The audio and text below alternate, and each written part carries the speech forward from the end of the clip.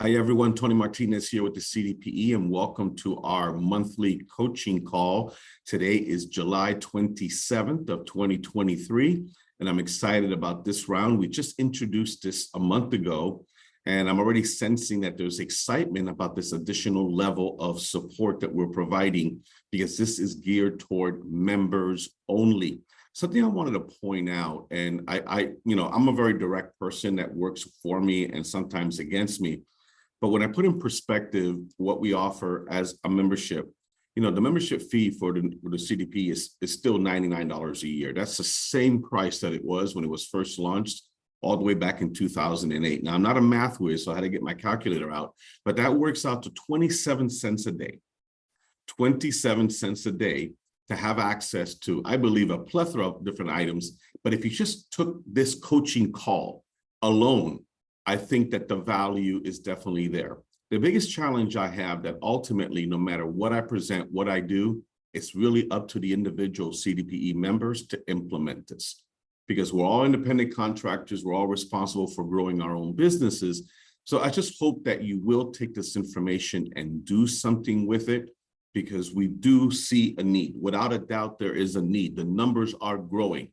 You would have to have your head buried in the sand to believe that foreclosures are not happening and that they're not increasing. And as I've already shared in other broadcasts, they're already starting to approach pre-pandemic numbers, and there's no reason to believe that they're not going to exceed those numbers. So I'm glad that we're doing this. I'm recording this. This will be available to you afterward. Now, this one's very different. I've never done this one before. The idea just kind of came to me last time. Hey, listen, why don't I kind of walk you through how to do a foreclosure prevention workshop? And the idea seemed to resonate with you all. And I go, well, you know what? I'll go a step further.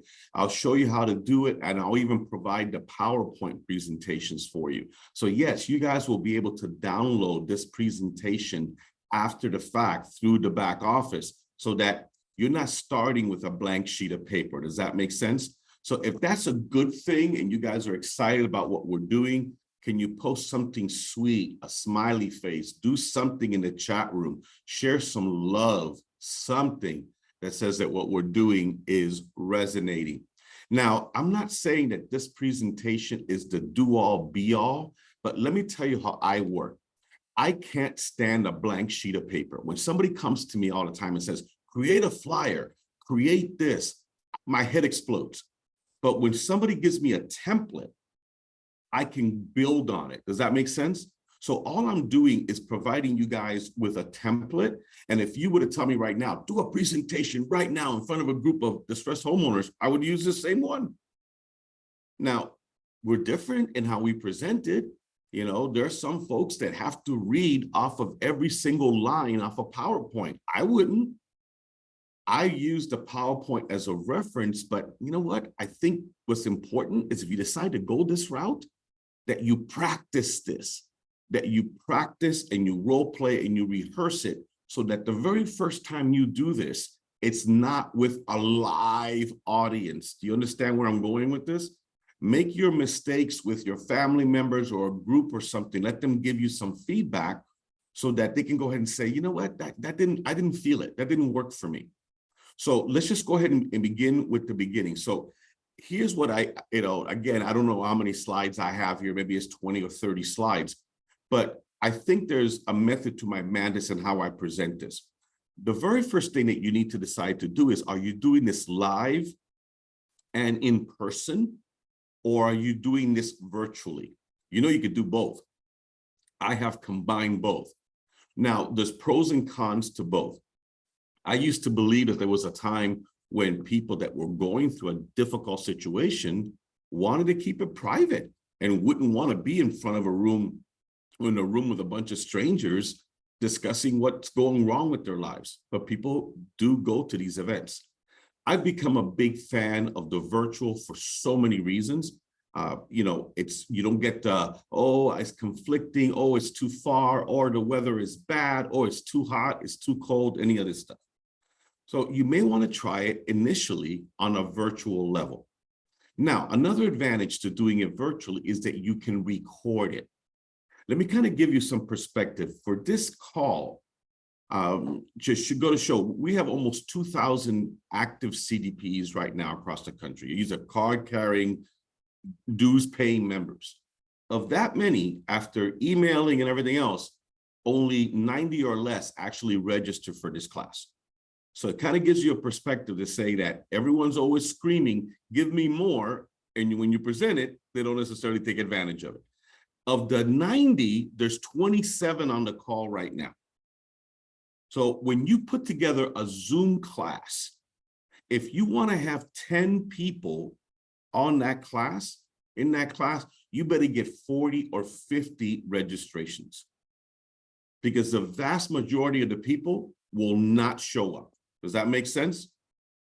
Now, the beauty of recording it and the beauty of requiring people to register in advance, you always make sure that they register in advance, is that you've now captured their information. So whether they're on the call or not, you'll have the recording and you'll be able to share it with them afterward. And also you'll now have a recording that you can upload to YouTube and everything and use for your content on your channel. So far, so good.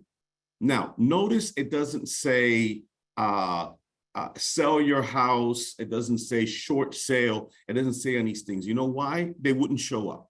If you were to put on a class right now on how to do a short sale, you know who would be on your class, in your class? Other real estate agents. Make this about foreclosure prevention. You have to lead with the premise that you are there to help them explore every available option for staying in their home. Now, if you are blessed enough to be able to speak multiple languages, then this is something that you can do in as many languages as you can handle. So it just gives you even more resources to go out there and do it. So notice that I left an area at the top for you to put your company name, your logo, whatever it is you want to do, presents foreclosure prevention workshop. And all of this in a PowerPoint, I don't care how much of it you change. This is you. This is not a CDPE class. This is me just providing you with a template for you to go ahead and do. I think that you should run this by your brokerage, unless you're the broker, and or your legal counsel. Notice how I also included a little verbiage at the bottom that says real estate professional is not an attorney or tax professional and is not providing legal, financial, or tax-related advice. Pretty good to have that on there, right? Because you want to make sure that this is only understood to be for educational purposes only, and you go from there. So what I'm going to do is I'm going to do things a little bit differently here and I'm going to keep checking the chat area to see if you have any questions, because I'm going to go through page by page. I'm not going to go line by line. You guys are all CDPEs already. But what I want to do is kind of give you an idea, if it were me presenting, what would I focus the most on in that particular page? Now, one of the things I really encourage you to do is introduce yourselves. And don't just do it by yourself. You know, the best person you can bring on the call with you is a foreclosure defense attorney. A foreclosure defense attorney should be with you. Now, be careful. I've seen agents that do this, and they'll have a tax person, they'll have a title person. I think that's overwhelming. And I believe that the confused mind says no. But I could pull it off by myself all day long. You know that. You may struggle with it. And even then, I have to be careful. If I'm doing one on Florida, yeah, I know the Florida foreclosure process inside and out. I probably know it better than a lot of attorneys. But I would still want to have a foreclosure defense attorney there to make sure that they're doing the heavy lifting when it comes to any legal questions and also the process. Because the process is going to be very different in Florida than it is in California and is in Oregon. So you need to have someone that knows what the process is in that area. So here's an area that you can go ahead and put your photo on here, the photo of your co-presenter, a quick little bio, so that the person can kind of get to know you and why you're doing it. Next, What about this comment? You are not alone. Okay. Now, this maybe millions, something needs to be attached. Maybe this is a throwback from the old days, but I would probably change this from millions to tens of thousands of homeowners are struggling economically to make their payments. That's well within the rights there alone. Heck, first half of this year, almost 22,000 people lost their homes to REO. So that's there. So make it like you're not alone. They're probably feeling like they are alone, like maybe nobody else is going through this. And I think it's also, oh, that's great, Catherine. That's awesome. Yeah, you're not alone, because they do feel very isolated, don't they? They feel like, oh my God, they feel ashamed. So what you want to do is get people to get past that. And you know what? I've been through foreclosure. I've been through bankruptcy. And I've never been shy of sharing my story, because it just shows people that you can emerge on the other side.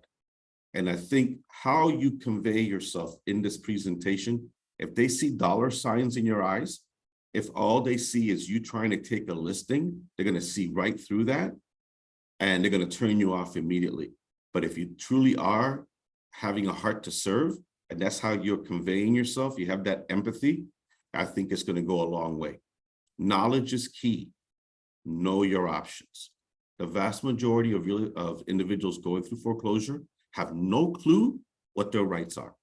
Explain to me why somebody who is still the rightful owner of a property vacates the property during the foreclosure process and leaves it vacant and goes someplace else to go live with where? Who? Mom? They're probably going to have to pay rent someplace else, where they could be living at no charge there and preparing a nest egg for getting out of the property. So it's very important that, you know what I would probably do at this point? I would probably congratulate them. I would say, I want to commend you for taking this step, because I know what you're going through isn't easy. And I know you're probably scared. And I commend you for at least taking time out of your busy lives to get some information that can help you to make a more informed decision. Doesn't that make them feel better right away? Like, oh man, yeah, you know, at least we're starting to do something right now. Now, obviously they're in foreclosure, or they're facing foreclosure. And I would say something like this, you know, like, you're on this call is because A, you've already received a foreclosure notice. In fact, you may even have a foreclosure sale date, or at the very minimum, you are delinquent on your mortgage payments and foreclosure's right around the corner. So what exactly is foreclosure? Because there's a lot of misunderstandings and everything out there. Let me take a few minutes to explain exactly what foreclosure is and what it's not. And then you explain that it's a process. It's not something that happens overnight. It's something that has to go through whatever process is set up in your state. Be aware of whether your state is judicial or non-judicial or both, so that you can sound intelligent about this and you can say, well, listen, here's the situation in Florida. In Florida, all foreclosures are judicial. That means that they have to go through the court process. That actually benefits the borrower because it takes longer than states that are non-judicial. So this is the way it kind of starts up in Florida. And you're going to say, look, people can be foreclosed on for a variety of reasons. The number one reason they get foreclosed on is because of mortgage default. However, folks, if you are behind on your association payments, we're going to have a conversation sooner than later, because associations can be incredibly aggressive in foreclosing. The association may actually race the bank to the courthouse steps. So if you have an association and you're behind on your payments, we have to connect right after this call. You see what I'm doing there? I'm already saying we already have to connect right after this call because it is ticking, okay? Now, explain quickly and say, before anything happens, you have to miss your first payment. And federal law requires that servicers wait at least 120 days, so that the person, the borrower, is at least 120 days delinquent before they can initiate foreclosure action against you. This is a good time to start introducing them to certain terminology. In the bank's world, they're not an owner, they're a borrower. So start saying the bank refers to you as the borrower. Now, once you are past 120 days, and it doesn't have to be day 121, it could be longer than that, then what happens is the legal process begins. And depending on what state you're in, it could be called a notice of default, it could be called a less pendants, it could be called a notice of sale. Now, what a perfect time to say, what I'm going to do is I'm going to make sure, in fact, this is probably what I would do. If I have my foreclosure defense attorney with me on the call, guess who's going to be taking this part of the presentation right here? This is what I would say. This is a perfect opportunity for me to introduce my foreclosure defense attorney so that this individual can speak with firsthand knowledge as to the process as it pertains to our state. And then they can explain whether your state has a redemption period or doesn't have a redemption period. What rights do they have leading up until the sale date? Where does the sale usually happen in your county? All these things. No one should know this better than your foreclosure defense attorney. Does anyone have any questions on this portion of it right here? Okay. Now, folks, sometimes people are tempted to just let the bank take the house. I get it. You get overwhelmed. You feel like there's no exodus and you just want this nightmare to be over.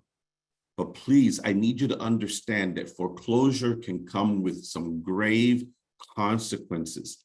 And in many cases, these consequences are not really known to the borrowers, and they end up compounding their misery because of this, okay? Let me do this. Hold on, I'm gonna pause a second here. Susan has a question. In the CDPE training, you mentioned that we can't help if a foreclosure date is scheduled. No, Susan, I'm sorry, that is not correct. Okay, you can schedule, you can help them up to the sale date, up to the sale date. I could have somebody call me right now and say, Tony, today is Thursday, my sale date is this coming Monday, can you help me? I go, possibly, we have to get together yesterday, okay? However, is it legal to list a property before the sale date as long as the auction is disclosed? Absolutely. And again, I'm not an attorney, but let's look at it this way. Who's the owner of the property? The person that's reached out to you. As long as they're the owner of the property, you can list that property, okay? And is it a waste of time? Never a waste of time. It's an investment. It's an investment in your time. You know, what happens is if you have gone through the course, you know that I have told you how to prepare your dream team. You need to have a foreclosure defense attorney on your dream team. That person may need to be contracted to step up and get that sale date pushed back, because that's the first thing you got to do is get the sale date pushed back. But normally, in order to give the attorney some ammunition, you need to take the listing, right? So you need to meet with the sellers, get it listed, get in the hands of the attorney, and then hurry up and wait. Either they'll be successful and they'll get the date pushed back, and now you can go about the process of selling that home, whether a regular sale or a short sale, or they're not successful and you still have a card to play, and that's the bankruptcy card. But I want to make sure that I don't digress and I start teaching the class again, because that's not really what today is all about. But I thought that this point was too important to not skip over. There are serious consequences to someone that allows the foreclosure to go through. Now, when I say allow, it's because so many of them bury their head in the sand and don't do anything to try to stop it. You know, foreclosure can stay on public record credit report for up to 7 years. Bankruptcy can stay on the report for up to 10 years. And then when you're trying to get someone to make a smart decision, refer to the class. What do I always say in the class? You can either motivate someone through a carrot or a stick. The stick might be, man, the last thing you want is for the bank to take your house because it's going to screw up your credit for 7 years. And that person comes back and says, I could care less, man. You say, okay, well, let me ask you something. You think you ever want to be a homeowner again, or you want to rent for the rest of your life? And what do you think they're going to say? Well, yeah, of course, I would probably like to give this another shot, different circumstances. But yeah, I thought you say that. So let me ask you this. You want to live with the restriction of not being able to get financed again for 5 to 7 years?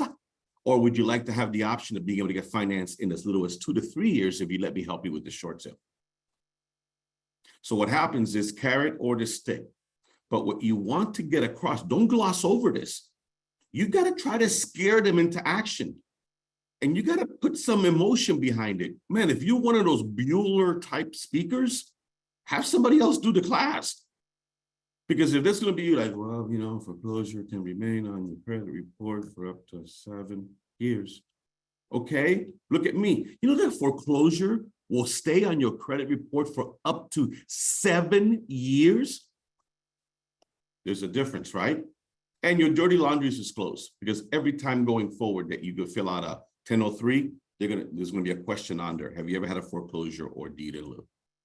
So this is where you say, folks, do not surrender to foreclosure without examining all the available options. Okay. Oh, Susan, my pleasure. That's what I live for. Okay. It could cost them their job. It could cost them the job they always wanted. They might lose their security clearance. All this is covered in the course. You're trying to scare them into taking some type of action. Find out if your state allows for deficiency judgment. Florida does, not all states do.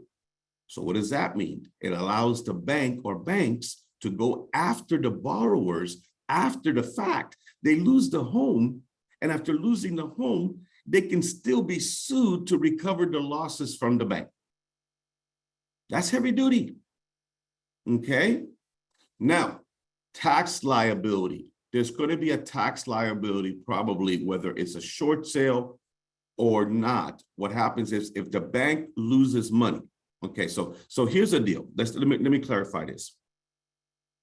If they're losing their home, they're either going to have equity, right? And it becomes a regular sale with urgency, or it's underwater, and your job and the job of your negotiator is to get the bank to agree to lose money and then agree to not go after them, which means the debt was forgiven.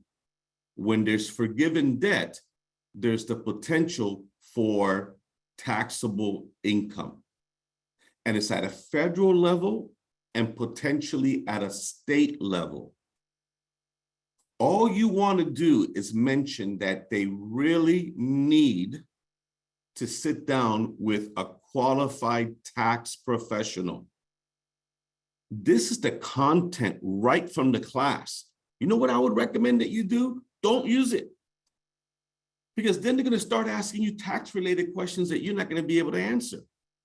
But what you can say is, be on the lookout for this, and I have an excellent tax professional on my team that can potentially help you, because there is a process in place that for qualified individuals, they may get a significant reduction, if not all of the tax liability removed, if they qualify.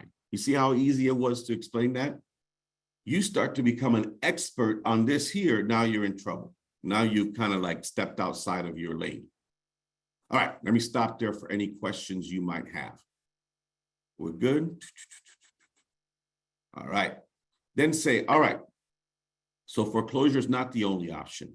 So let's look at what alternatives exist for keeping the home.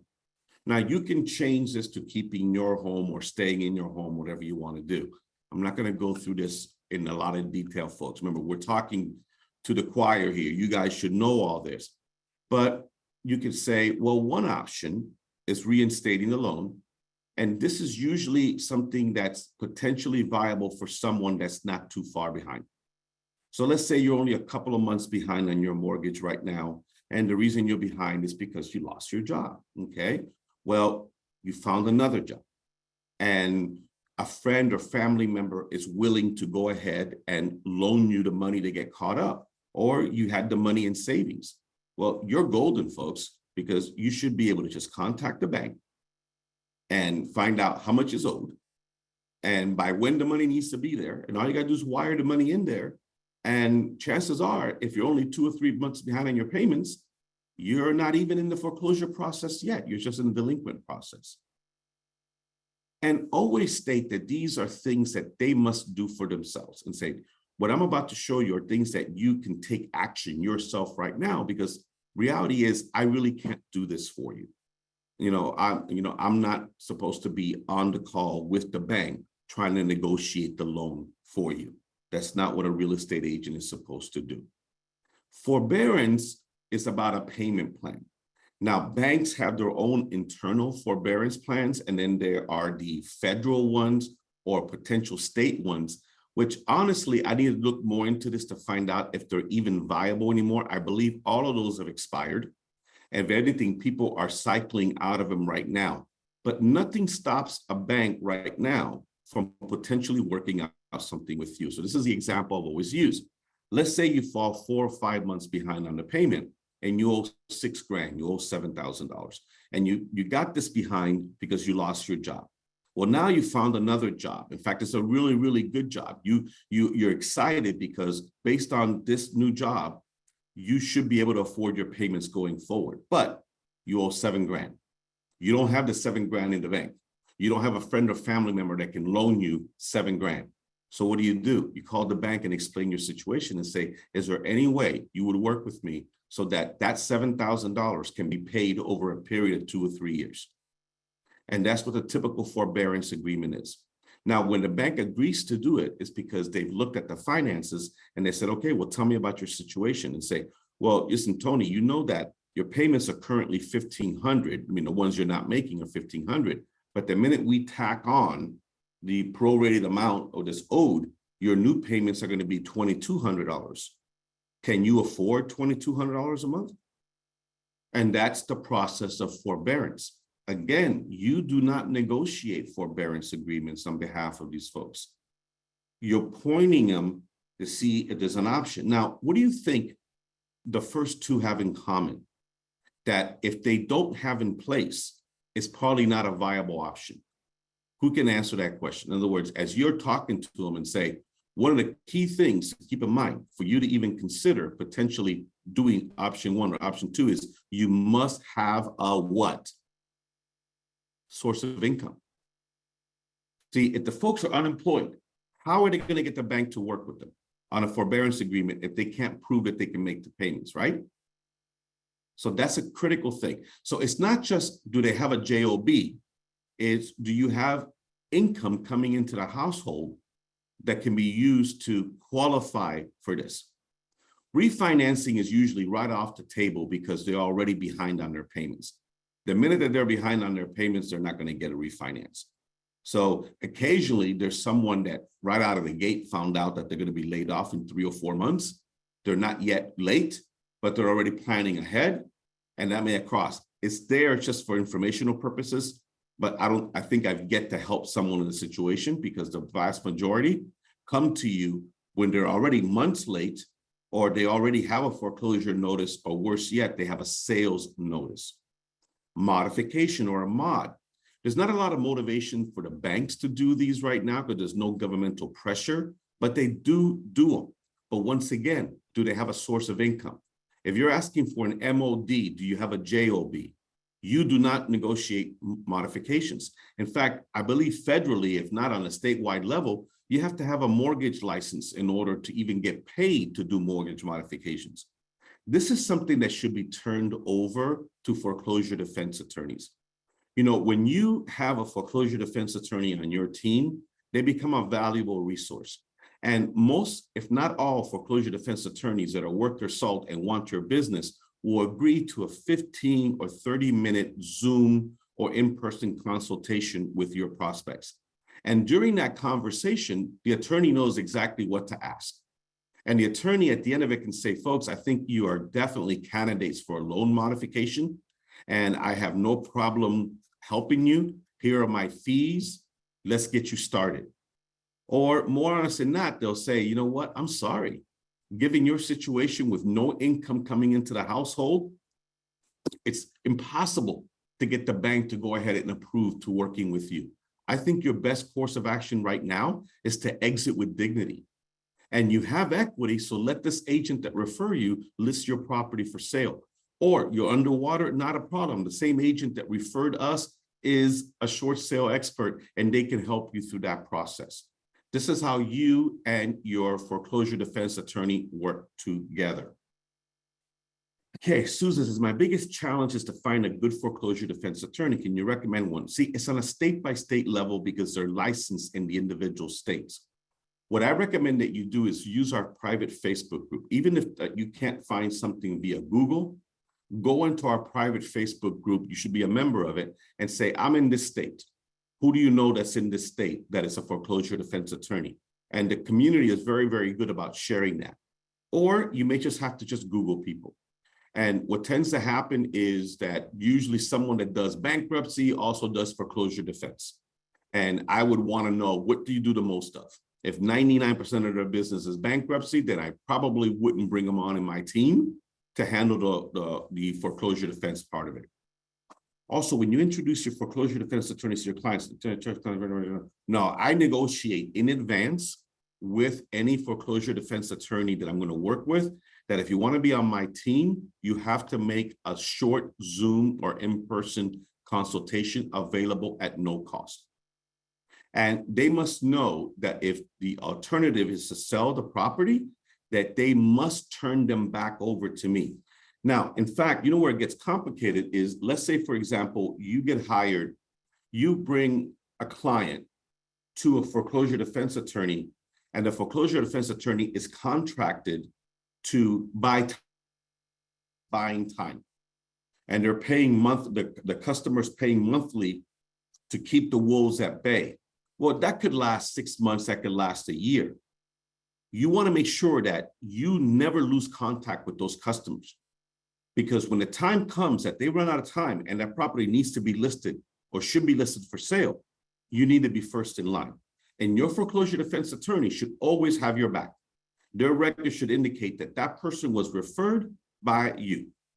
All right? Here we go. All right, so we talked about this here. Now, bankruptcy will delay the process. It won't stop it.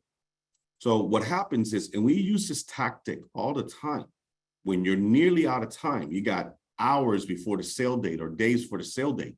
If you can't get the judge or the attorneys on the other side to push back the sale date, the card to play is the bankruptcy card. But that's going to put a stay of foreclosure, but it's not going to make it go away. The bank is going, or the servicer is going to file a motion to lift the stay. It'll be granted. And then next thing that happens is there's another sale date. But what did you buy? Time. You bought time. Now, this is critical that you understand this. They don't even have to hire an attorney and pay thousands of dollars to file bankruptcy.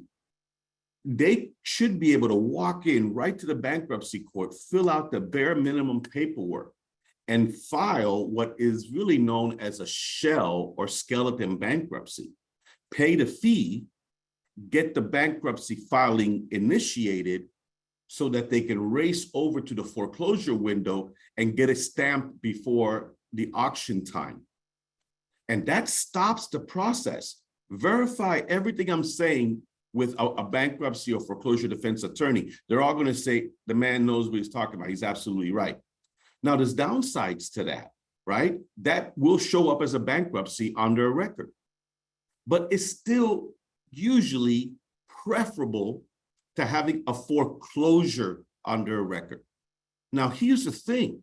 I try to reach people before they file bankruptcy prematurely. The problem is that when they reach out to bankruptcy attorneys have a bad habit of always recommending bankruptcy for everything. And let me tell you something, bankruptcy is needed sometimes. But if somebody came to me and said, Tony, look, I got a first, I got a second, and I got $100,000 I owe on credit cards. I'm going to say, look, dude, chances are at some point you're going to have to need to file bankruptcy, because I'm really good at making that first go away and that second go away. I ain't making the $100,000 credit card debt go away.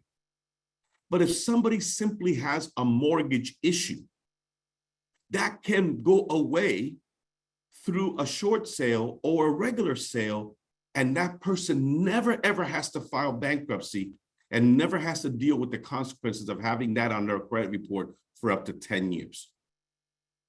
Careful about this. You owe it to say, you know what? It is kind of like how I would do it. I would say, now, folks, let's talk about something that is potentially doable, but very risky. So I typically don't recommend this, but I owe it to you all to present as many options as possible. Some of you may already be thinking, I can move in with mom and dad and I can rent the property, and this way we don't lose it. Okay, let's explore what could go wrong. You rent to someone that doesn't pay you. The air conditioning goes out and you got to spend 10 grand. You see where I'm going with this? It might become vacant. Now, this part here is for you. For you, this is right out of the class. This is not necessarily to share with that consumer, but I would be very, very worried, cautious about someone that is behind on their payments and wants you to rent the property for them. Do you understand the potential legal issues here? Because that must be disclosed to the buyers.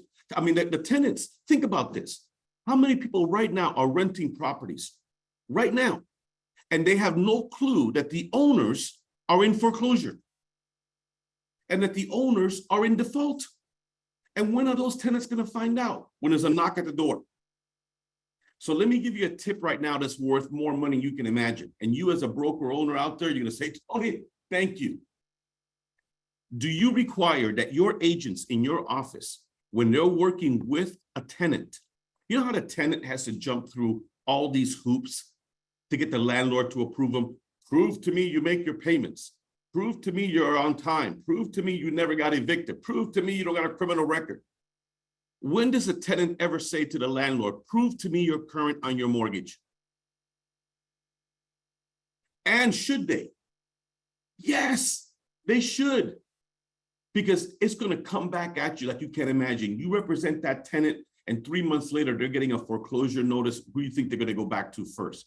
The agent that represented them. I wouldn't. That's bad news. Think about it. You're behind 3 or 4 months on your payments. You have a sale date.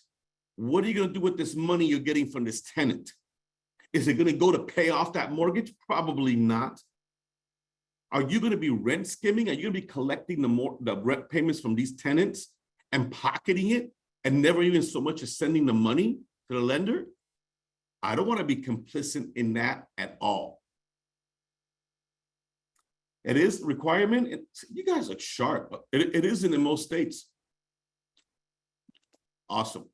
Now, notice how it says foreclosure alternatives for leaving, not the home, leaving the property. I'm now referring to it as a thing. I want to start creating emotional separation for them. I don't want them looking at it like they're leaving a family member behind. Use the term and add to this, exiting with dignity. And say, we know that there's nothing dignified about a foreclosure at all. But let me tell you something.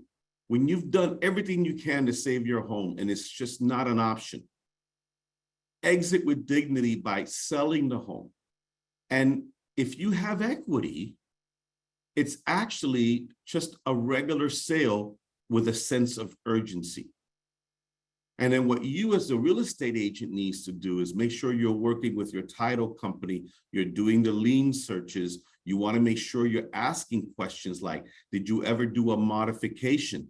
Did you go into forbearance 2 years ago during COVID? Because these are balances that don't necessarily they're aware of, that all factors into it. And you know what? The course covers exactly what to do in these scenarios. I had a gentleman that kind of got in my face the other day, like saying, how come no short sales have fallen on my lap? pretty much is what he was saying. And I go, I didn't know I ran a lead generation service. I go, it's not my job to send you leads. What are you doing with the content that I provide? And I got back in his face by saying, why are you so fixated on short sales when there's so many people out there right now that have equity yet are going through foreclosure? So don't think that foreclosure automatically equates to being underwater. A lot of these people have equity. Some of these people have significant equity, and yet they're still letting the bank take the house. So if you have equity, we can sell it. You can pocket whatever you can pocket, and you can start your life over again. Make sure there are no surprises on the sale date. You know, the first two questions I ask anybody that reaches out to me is, are you currently listed with another broker for sale? And do you have a sale date? In that order, are you currently listed with another broker, or do you have a sale date? Deed in lieu, it's there. Most people never really acted on it. And that is because it comes with consequences. Now, so here's a deed in lieu. You go to the bank and say, I give up. I don't want you to foreclose. I don't want you to go through all that. I don't want to, here's my keys, man. Just take my keys. I'm done. What do you think the bank's going to say? Take your keys back, sir. We want the payment. We're not in the business of collecting keys or collecting properties. We just want to get paid. So deed in lieu is like a friendly foreclosure, right? And the banks have done them, but they never did them widespread. Well, the minute you have multiple loans, it gets difficult because the first has got to pay off the second. Well, they're not going to do that. Okay. Secondly, the banks usually want you to attempt to sell it first anyway. And if it's underwater, they want you to attempt to short sell it first, then come back to them. And then here's the thing a lot of people don't realize. If they just go in and do a deed in lieu and they're not careful and they don't have an attorney review the documentation, they may still be on the hook for the difference. That's right. If it's not explicitly spelled out that the balance is being forgiven, they might still owe on that property. Here, you gave the house back and you still owe. And guess what? If it's underwater and debt is forgiven, then there's tax issues as well. For all intents and purposes, a deed in lieu is usually not in the best interest of the homeowner. And it shows up on the credit report, just like a bankruptcy anyway. All right. All right, so bankruptcy, we talked about this already. And again, they might need this to stop and pause the process, but they should be doing this as part of an overall plan to help you sell the property with equity or without equity as a short sale. I've always been a big believer that your short sale team not only has a foreclosure defense attorney, but also a bankruptcy attorney. And not just necessarily a bankruptcy attorney, you can have a paralegal, because oftentimes they just need the documentation filled out, and an attorney may charge a couple of grand to do that, where a paralegal might do it for $350, $400. Here's who never does it, you. You never, ever do this paperwork for them, because unless you're an attorney, now you've started to practice law. Now, the conversation says, now, what if your property is underwater, has no equity? In fact, folks, there's some of you on the call right now that you may not even know how much you owe on the property or how much you can potentially sell it for. Well, that's what a professional like me does. And that's one of the first things that we would do upon getting together in person, privately, is I need to find out exactly how much you owe on the mortgage or mortgages. And then I will do a CMA to determine what we can market this property and potentially sell it for. From that, we deduct everything that has to be paid from that.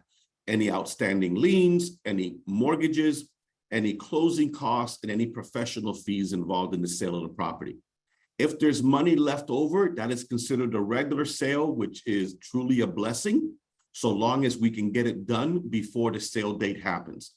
But if you're underwater, and you're more likely to be underwater if you purchased in the last couple of years with very little down payment, or you have missed a significant number of payments, and or you have seen some reductions in value in your property, if any of these things are in place, then we really need to make sure that you are not underwater. If you are, there's still hope. It's called a short sale. And the reality is, if you were to ask a typical real estate agent what a short sale is, they would probably start to stutter. But I live this every day. In fact, let me just give you a quick explanation on what a short sale is, blah, blah, blah. And honestly, a lot of agents wouldn't tell you this, but it's not for everyone. The bank should just give these out. There are qualifications that must be met. And this is critical in terms of sitting down with the qualified agent that can explain all this in detail with you. Let me see. I'm gonna start charging Susan extras. Susan, let me have your phone number where I'm gonna send you a bill. Just kidding. This is good stuff. This is, I got some leads through my direct mail program. None of them is underwater yet. However, they all have low income or no income and they're not qualified to refinance right. I introduced them to 2 mortgage brokers I work with. After these brokers told them that they can get hard money loan, these leads became skeptical because I've been hoping they could property. Be very careful with hard money lenders. Hard money lenders, it's almost like, I can't speak for all of them, but the minute they go that route, first of all, I don't know of a hard money lender is still going to need to have a loan to value equation there that makes sense to them. So there needs to be enough equity there for it to make sense. All right. And everyone's different, but I would be shocked if you found a hard money lender that would loan more than 70% loan to value. So you already like reducing the list quite a bit. Now, let's say they would do it and they paid off that initial loan. And the feeling is, oh man, we got this break, we got this start. No, they didn't. Because what happens is the hard money lender has some nasty terms, nasty interest rates, and usually they want their money in 2 or 3 years total. So what are these folks going to do in 2 or 3 years? Refinance? Probably not. Sell? Maybe. And if they fall behind, chances are that the hard money lenders, they had to do the loan in the name of an LLC, and they probably end up surrendering a lot of the rights that they would have had. So me personally, you know, I would probably never introduce them to a hard money lender because at the end that can come back to haunt me down the road. But it is an option. And if you feel compelled to share it, but I would also compel to share the risk with them as well. You know, you have scenarios right now where people are taking out loans at 7% because, and you know, when it came out in the newspaper or the article says, people are taking out $7,000 mortgages because they feel that they can refinance in a few months. Well, that's how it was in 2006 and 7 and everything else, when everybody was sold a bag of goods that, don't worry, when the adjustable rate mortgage is reset, you'll be able to refinance. They weren't. So be very, very careful. Yeah, those kind of people, I wouldn't even include them in my conversation. And if I did, I would probably sit down with them and say, all right, here's the deal. They owe this much. How much would you loan? What would your terms be? When do they got to pay you back? What happens if they don't pay you back? Hard money, in my opinion, is good for flipping. And when nobody has, you know what people did back in the day? When people wanted to buy again and they couldn't get regular financing, they went with the hard money lenders. And I said, oh, this is another crisis about to happen because in 2 or 3 years, these folks are going to have that balloon balance to pay off. And what if they don't have the money? So I'd be very, very careful with that. Now you can start transitioning to, all right, folks, I shared a lot of information with you. Now you're thinking, oh, who's going to help me with this? Well, let me tell you how I think you ought to go about this. And I've used this line a million times. In Florida, Florida has the most licensees of any state in the country. I like to say that if there's a group of 5 people gathered in a parking lot, if I were to throw a rock, it would land on somebody with a real estate agent, that with a real estate license. So I always separate myself from the pack and say, look, just because you can doesn't mean you should. You hear me? Just because you can doesn't mean you should. Someone could be licensed, but not necessarily have any experience or even empathy to work with someone in a distressed situation. I'm going to encourage you to work with a CDPE, which I happen to proudly be. The CDPE stands for the Certified Distressed Property Expert. It is a training program that I have completed. It is an organization that I belong to that provides ongoing support and training. And it's really an organization of committed individuals, like-minded individuals that truly have a passion to serve and help people as much as possible to stay in their homes. And when that's not viable, to exit their homes with dignity.